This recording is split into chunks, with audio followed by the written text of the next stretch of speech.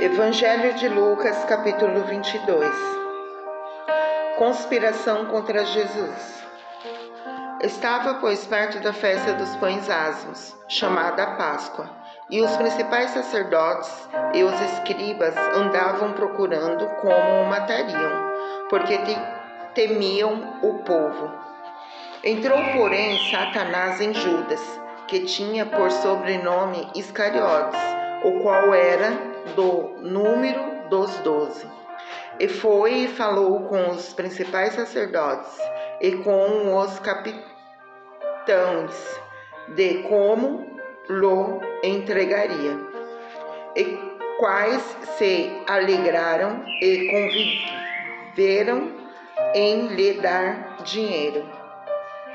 Ele concordou e buscava oportunidade para lo entregar sem alvoroço. Chegou, porém, o dia dos ázimos, em que importava sacrificar a Páscoa. E mandou a Pedro e João, dizendo: Ide, preparai-nos a Páscoa, para que a comamos. E eles lhe perguntaram: Onde queres que a preparemos? Ele lhe disse: Eis que quando entrardes na cidade, encontrareis um homem levando um cântaro de água. Segue-o até a casa em que ele entrar. E direis ao pai de família da casa: O mestre te diz: Onde está o aposento em que lhe hei de comer a Páscoa com os meus discípulos? Então ele vos mostrará um grande cenário mobiliado, aí fazei preparativos. E indo eles, acharam como lhes havia sido dito, e prepararam a Páscoa. A ceia do Senhor. E chegada a hora, pôs-se à mesa, e com ele os 12 apóstolos. E disse-lhes: Desejei muito comer convosco essa Páscoa, antes que padeça. Porque vos digo que não a comerei mais, até que ela se cumpra no reino de Deus. E tomando o cálice, e havendo dado graças, disse: Tomai-o e reparti-os entre vós, porque vos digo que já não beberei do fruto da vide, até que venha o reino de Deus. E tomando o pão, e havendo dado graças, partiu e deu-lhes, dizendo: Isto é o meu corpo, que por vós é dado. Fazei isto em memória de mim. Semelhantemente, tomou o cálice depois da ceia, dizendo: Esse cálice é o novo testamento do meu sangue, que é derramado por vós. Mas eis que a mão do que me trai está comigo à mesa. E na verdade o Filho do Homem vai segundo o que está determinado, mas ai daquele homem por quem é traído. E começaram a perguntar entre si, qual deles seria o que havia de fazer isto? Quem é o maior? E houve também entre eles contenda sobre qual deles parecia ser o maior. E ele lhes disse: Os reis dos gentios dominam sobre eles, e os que têm autoridade sobre eles são chamados benfeitores. Mas não sereis vós assim, antes o maior entre vós seja como o menor, e quem governa como quem serve. Pois qual é o maior? Quem está à mesa ou quem serve? Porventura, não é quem está à mesa? Eu, porém, entre vós sou como aquele que serve. E vós sois os que tendes permanecido comigo nas minhas tentações. Eu vos destino o reino como meu Pai o destinou a mim, para que comais e bebais a minha mesa no meu reino, e vos assenteis sobre tronos, julgando as 12 tribos de Israel. Disse também o Senhor: Simão, Simão, eis que Satanás vos pediu para vos cirandar como trigo, mas eu roguei por ti, para que a tua fé não desfaleça. E tu, quando te converteres, confirma teus irmãos. Ele lhe disse: Senhor, estou pronto a ir contigo até a prisão e a morte. Mas ele disse: Digo-te, Pedro, que não cantará hoje o galo antes que 3 vezes negues que me conheces. E disse-lhes: Quando vos mandei sem bolsa, alforge ou sandálias, faltou-vos, porventura, alguma coisa? Eles responderam: Nada.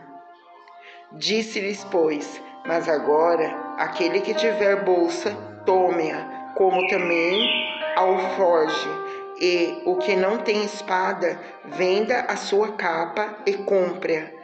Porquanto vos digo que ainda importa que em mim se cumpra aquilo que está escrito, e com os malfeitores foi contado, porque o que está escrito de mim terá cumprimento. E eles disseram: Senhor, eis que aqui 2 espadas. E ele lhe disse: Basta. Getsemane. E saindo foi como costumava para o Monte das Oliveiras, e também os seus discípulos o seguiram. E quando chegou àquele lugar, disse-lhes: Orai, para que não entreis em tentação. E apartou-se deles cerca de 1 tiro de pedra, e pondo-se de joelho, orava, dizendo: Pai, se queres, passa de mim esse cálice. Todavia, não se faça a minha vontade, mas a tua.